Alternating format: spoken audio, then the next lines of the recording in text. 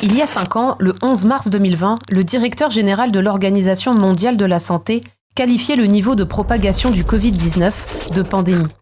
Cette déclaration marquait le début d'un changement sans précédent de nos sociétés.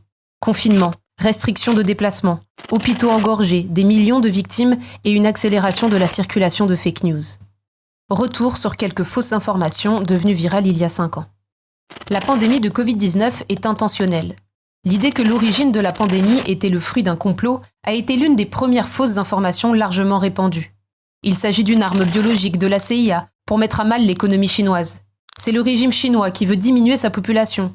Ou encore, l'industrie pharmaceutique a créé le virus pour vendre plus de médicaments. Si l'origine du SARS-CoV-2, le virus responsable de la pandémie, reste encore incertaine, seules 2 hypothèses principales subsistent à ce jour. La plus probable, selon les scientifiques, est celle d'une transmission à l'humain par des animaux infectés sur le marché de Wuhan, ville chinoise où le premier cas a été identifié. L'autre hypothèse, soutenue par les services de renseignement américains, est celle d'un accident de laboratoire où des virus proches du coronavirus y étaient étudiés. Une hypothèse que la Chine a qualifiée de manipulation politique. Les vaccins sont dangereux. Comme tout médicament, les vaccins peuvent avoir des effets indésirables. Mais de là à se voir implanter des puces 5G, comme il a été grandement relayé à l'époque sur de nombreuses plateformes, non. Tout comme imaginer son matériel génétique modifié.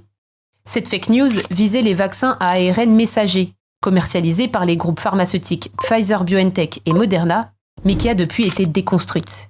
Ce type de vaccin pénètre le liquide qui entoure les cellules, le cytoplasme, et non le noyau qui contient le patrimoine génétique. La crise sanitaire a eu des effets considérables sur la désinformation dans le monde. Et aujourd'hui, les fake news scientifiques sont parmi les plus relayées.